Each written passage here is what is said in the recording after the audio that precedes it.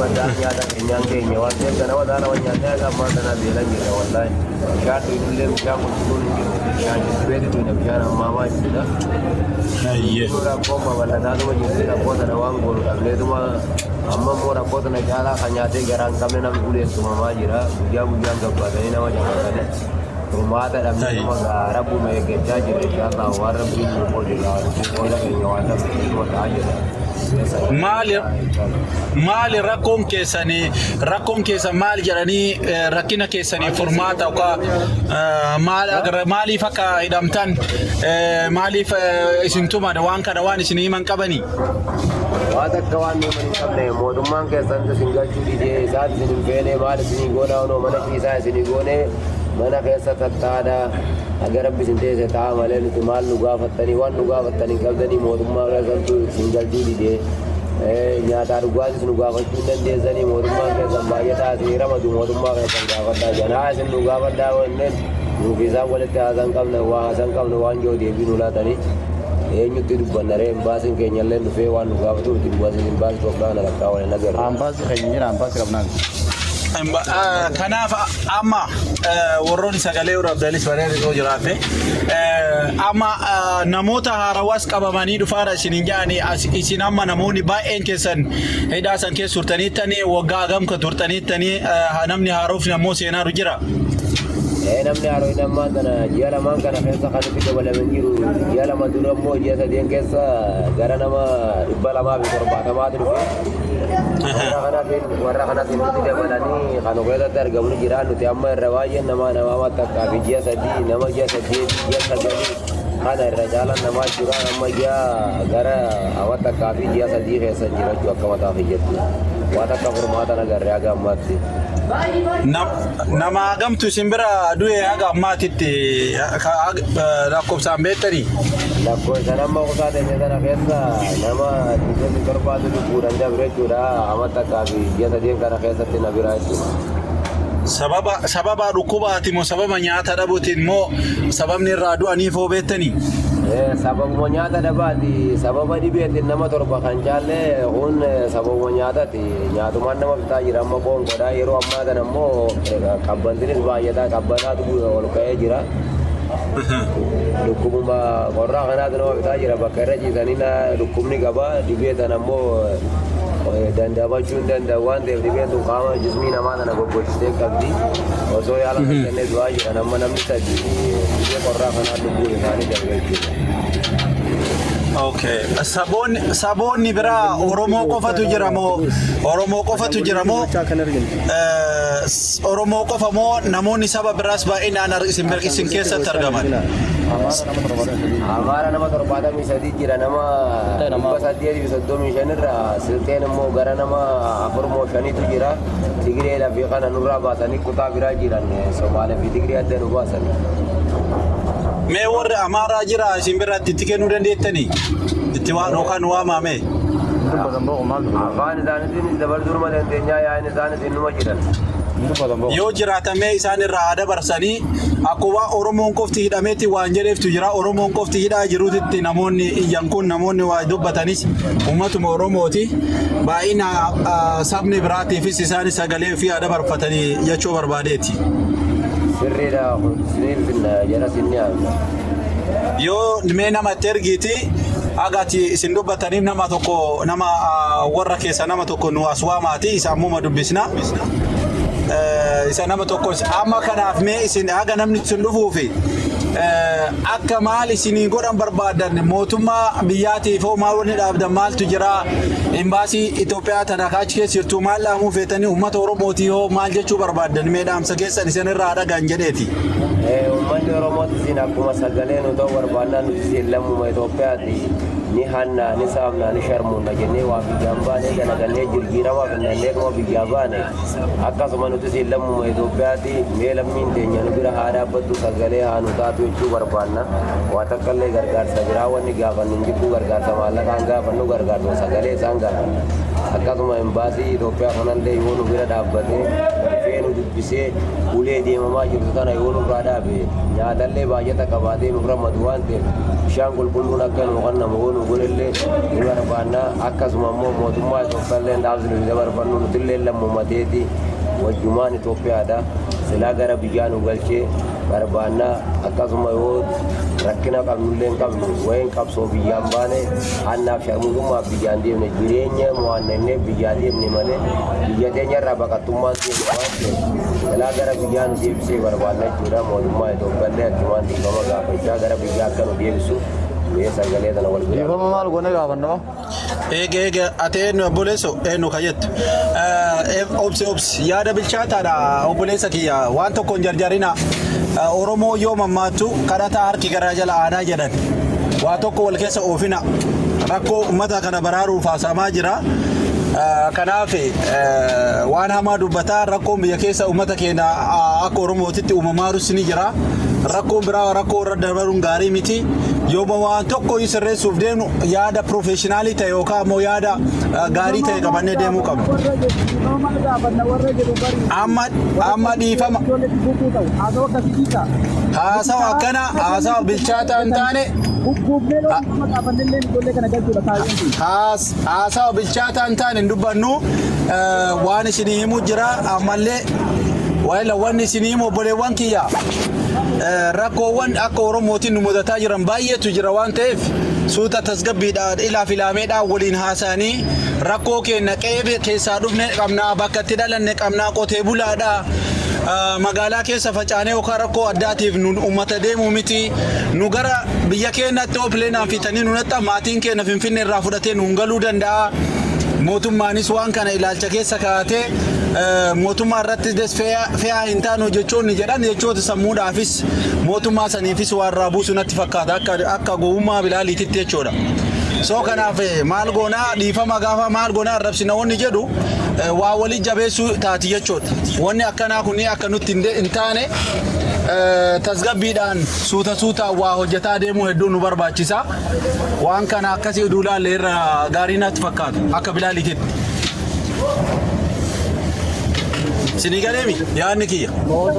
Lammiin biyya biraati Saudi Arabiyaan ni dhufti. Lammiin biyya biraa Soomaaleen akkuma keenyatti hayyamaan ala dhufti. Dhaabbatni boonduraa hayyamaan ala dhufti. Nutis biyya qabnaa biyya teenya irraa yaanee riskii teenya barbaadannee yaanee malee siyaasaaf biyyaan deemne akka nama siyaasaaf biyyaan deemeetti abiyyi rasin nu laaluu jira mootummaan. Soomaaleen torban takka mana hidhaan bultu amma miti gaafa mallas jiru maal torban takka bulle amma nama keenya hojjennee fi nama keenya jennee bakka san kaanne maal nu godha maal dhiifama maal qaban. Dhiifama gaafadhaan jennee bara. Dhagayi obboleesso suni mirga keeti suni mirga kee an sin dhiibu ilala mirga kee sin dhiibu dhiifama gaafadhaa jechuutti hin jirru bara. Waa gaafataa waan biraa wal keessa hin oofani akkasuma suuta haasaa jechuun manaalee bilaal yookaan mootummaa keessa hojjeta jechuu miti. Nama taa'ee sagalee siif ta'u nama saayee dhaabatee iyyaa jiru namoonni na beekan ni beekani yeroo dheeraadhaaf dhaabatee uummata kanaaf jedhaa ture ammas waan siin jedhaa ruuftu jira yeroo hundaa tasgabbiidhaan waa uumuu waa jechuun gaarii ta'a yoo arrabsaa ammoo kootti nu fuudhi yoo jenne namni addaa sin arrabse keessa galee maal godha yoo isin jedhe maal mee yaada akkamii fudhannee galla. Kanaaf waan miidiyaa irra jiru san seensitiiviidha of keessa waa xiinxalluun bareedaa jechuu barbaadeetiin yoo dogongore dhiifamaan. Sigalee miyan adda biyya keessa Oromoof walloloo jira Oromoof Oromoo wal cabsu jira humna warra kanaa ta'a jedhee yoo mootummaan kun kan nama qalbii isaa keessa seenatu taate yoo ati ammoo tasgabbiidhaan waan gaafane taate akkamitti na amantiidhaan si amanee akkamitti nam tokko si geessa jechuu danda'a. Akka yaada kiyyatti intala kiyyaatti si himuu jira malee anna Saudi Arabiyaa keessa hin jiru Itoophiyaa keessa hin jiru uummata kiyyaaf ammoo uummanni hidhame anatu hidhame namni madaa'e anam miidhame kanarraa du'e anarraa miidhama. Kana wallaaleetii miti kuni waan kiyya waan ta'eef dubbachuu jira yookaan si hidhamte san caalaa nu uummata ala jirrutu sammuudhaan yaada hidhamnee si waliin jirra jechuudha. Kanaaf maslaa barbaachisu bilchina barbaachisa obsa barbaachisa tasgabbii barbaachisa wanni dhufuun rabbu marraa dhufa waan ta'eef wantoota akkanaa kanii irra sirreeffannee waa hojjechuu irratti nu fayyada jechuudhaaf siin jedha inshallah kan akkasitti itti xiinxalli ilaali dhiifama gaafadhu siin jedhu hin jiru anillee dhiifama gaafadhu hin jennu gara kiyyaa namni biraa yoo jedhe tilsun tiyyaa miti. Bilal sirriidha namni fuula namaa dhaabbatu maal seete yoo amala tole milkaamalee yoo amala qabaatu baate namni fuula namaa dhaabbatu milkiin argatu beeytaa dhuguma kuni waan mahaqaati. Nuti yeroo ammaan tana kanatti nama rakkoo keessa jiru waan ta'eef amala tollee haala gaariidhaan yaada keenya barbaannee galuu barbaanna maaliif dhiiqii garaagaraa keessa galus hin barbaannu hagaraa keenya garuma keenyatti haafu dhuguma wallaahi dhiifama gaafachuullee waan nu saalfachiisu miti badillee balleessinee qabnu waan ta'eef badii takkaan malee hidhamaa jirra waan ta'eef haga mana hidhaa kana keessa teenyu silaa ala barraa jiraanne jechuudha waa meeqa dalagannee jijjiiramuu dandeenya jechuudha amma immoo hojiirralleedhaa guramne qilleensarraallee guramne mana hidhaa keessa jirra kanaafu ilaalcha addaa keessa akka yaada keenya galchuullee feenu kanaaf gajjennee galuu barbaanna dhuguma. Rakkoo maan fedhee jiraate iyyuu oduu mootummaa maa ka'olii waan qabne miti rakkoo isin irraa hin qabne dhiisaati jiruun biyyaa nama baaftee nu warra siyaasa keessatti illee yeroo dheeraaf waa argallee siyaasa keessatti illee dubbachuu dandeenya akka haala aadaa jiru keessatti illee waa ka'uu dandeenya ka siyaasni biyyaa isa baasee hedduutu biyya deebi'ee jira obboleessoo. Rakkoodhaaf jedhee dhiifama gaafatee kagalellee jira yoo dhiifama gaafattee rakkoo kana keessaa kasi baasu taate dhiifama gaafattee galuu qabda bara akka anaatitti jechuudha ka waan biraati miti yoo rakkoo qabda kanaaf si fuudhuu dhabe yoo siin jedhe rakkoo saniif dhiifama gaafannee si'ii miti nu uummanni Oromootuu gaafannee bidda san keessaa sin baasuu barbaanna. Walii galee kanaaf akkasitti akka aaraniin ibidda waan jedhe abbatu namatu ilmatu abbaa dhaye ila sii kenna oo tanasirraa si bu'a abbatu ilmattaare gaafa ilmattaaru maal jedheen si fakkaate abbaan fiigee dhaye ilmittaaree dullaadhaan dhaye uleedhaan dhoofnaan uleen jalaa deemuu dide ammallee itti deebise hin dhaye dhaa sadaffaatti jabeessee dhaye abbaan kaa jennaan yeroo tana uleedhaa miree jalaa fiige yoo tana maal jedhe achi fiigee keet ayii jedhe akka aaranii ibidda udaananii jedhe argitee dha'uudhaaf abbaa itti taate si galeebi dha'uudhaaf abbaa itti taate nama biraa duudhaa taate irree qaba akka godhu beeka jalaa waan godhu dhabnaan akka aaranii ibidda udaanan jedhee jalaa dheesse ofumaa suma jalaa fiige akkuma san mammaakni sii galteedhee yaada obboleessoo. Naaf gala. Kana saniif sin jedha carraa namni biraa fudhatu inshallah abshiruu rabbi sin bira jira du'aa isinii goona nullee rabbiin ajaate isa hunda oli isinii qaba nullee ammoo du'aa isinii godhu jirra isin wajjin jirra rabbi bakka tanaa isin galchuu yoo tana baatan ammoo qeeteessanii galuu dandeettanii namoonni biraa carraa fudhatanii mee dubbadha qeerroo.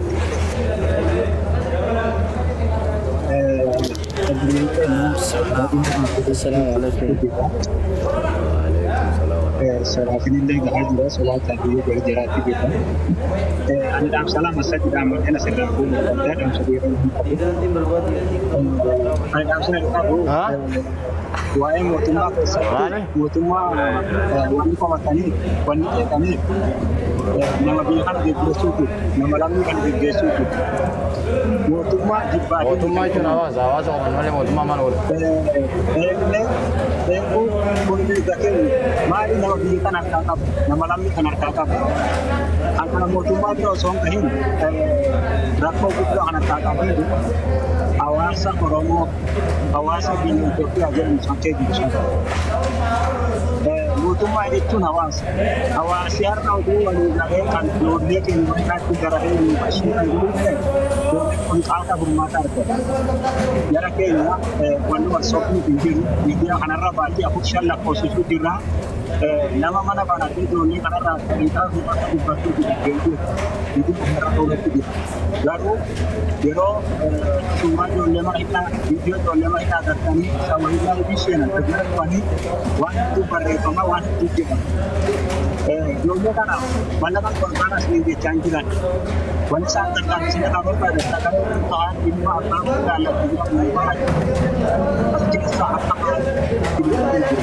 garuu hawaasa Oromoo ijoollee kana nama wayii miiliyoona tokko wayii miiliyoona ta'u mana isaa keessatti callisee ajandaa nama tokko yoo argate waa'ee ruuhiin nama tokko nama wayii dhibba sadii wayii nama jedhamu nama kuma sagal nama kuma kudhan caali.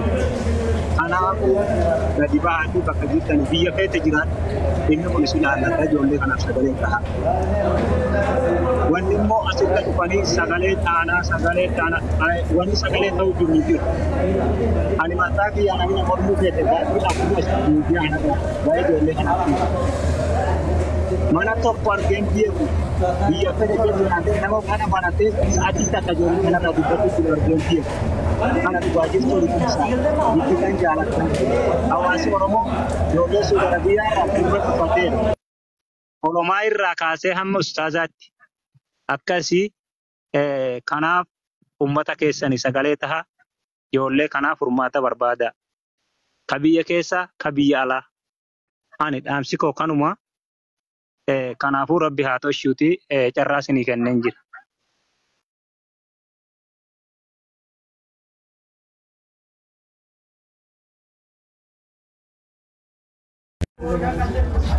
السلام عليكم ورحمة الله وبركاته. والله أنا دوغرانا مجاتو نجاما سجلين كي نجاما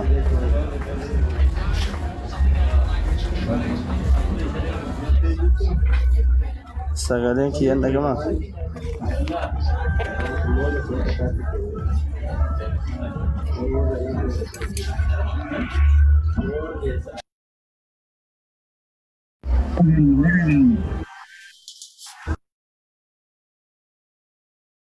Ni dagama, sagaleen dagama. Ini dagama matiku. Aye, inshallah. Obboleeyyan tiyya wallahi wanni nu isinii goonu yoo jiraate du'aa isinii godhuudha. Wallahi garan nama gubata. Ijji nama laaluu hin dandeettu argitanii kaa. Wanni goonu hin jiru argite. Yoo argitee waan kana argu jiru gara dhimma ilaalu. Argitee warri dhimma ilaalu. Isin gaafanne argitee maqaa rabbiitiin. Ijoollee tana argitee akka nu baasan. Gara dhimma ilaalutti argitee ta'a. Namni silaa waan laalu waa laaluun hin raanfu ni malaalanii. Argitee wanni guddoon rabbii alamaati. Rabbiin mana hidhaasan keessaa isin haa baasu. Wallahi rabbi atantamatti. Addaa baruutti hin jedhini ati ooleen bulini rabbii fi yaa rabbi keessaa nu baasi. Yaa rabbi hin dandeetta wallahi. Dararaa obboleeyyan teennaa. Dararaa argitee obboleeyyan teennaa tana. Yaa rabbi dadhabne gahe yaa rabbi jedhe. Dararaa saba hiyyaa kana yaa rabbi gahe jedhe. Dararaa saba hiyyaa akkana dararamu kan mana hidhaa keessatti argitee gubachuu jiru kan yaa rabbi amma gahee furmaata itti godhe yaa rabbi. Wallahi rabbi furmaata haa godhu. Furmaata haa godhu inshaallah wallahi. Bi'iznillaahi rabbi furmaata ofiitiin haa dhufu. Furmaata ofiitiin rabbiin haa dhufu yaa rabbi furmaata keetii yaa rabbi nu godhu. Gahe yaa rabbi jedhe amma gahe yaa rabbi nuun jedhe. Wallahi rabbi isin haa baasu obboleeyyan tiyya abshiruu. Asuma keessa jiraniimi viidiyoo cufansaa. Moon bayan abshiru inshallah ni baatanii argitee rabbuma jira guyya masaatun gahin inshallah abshiru rabbi sin haa baasu jedha. Wallahi gara nama gubata keessa namaattu nama gubata. Namni ustaazonni illee hedduutu as keessa jira isaanii dabarsa inshallah. Wallahi ni yaman argitee wayita salaatanillee wayita kaatanii halkan dhaabatanillee du'aa hin dagatinaa inshallah. Bakka jiru sagalee argitee bakka jiru sagalee ta'aafi inshallah argitee tanuma dhaamadha inshallah. ربي سنهاباس من هداسن كيسا ربي أدن تمت سنهاباس أولين بوليني ربي سنهاباس أبو ربي أتشي سنهاباسو سنين جرا أسمرت سنبرا رابطا إن شاء الله.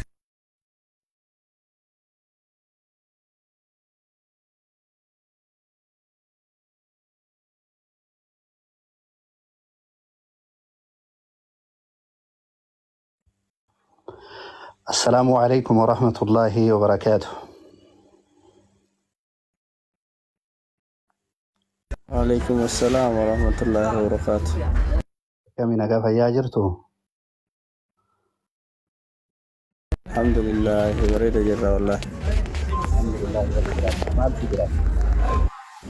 يا أستاذ إن شاء الله.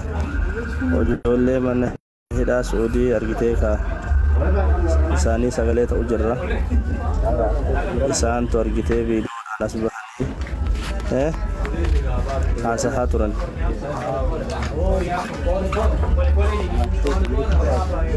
أسكت سجراني يو أسكت سجراني. نبهانسي. إن وجولين سعودي خيسات من هذا كيس جرتني فيديو خيسان بنات يو أسكت سجراتن سجلي كي نور أكها جراتن.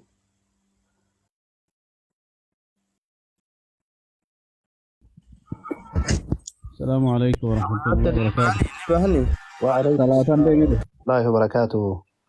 أستاذ أبو يسير كم فياجر تاني؟ ناقاجر تاني. حبيبي يا قالي نجا والله الحمد لله قال إني خالق أجاو.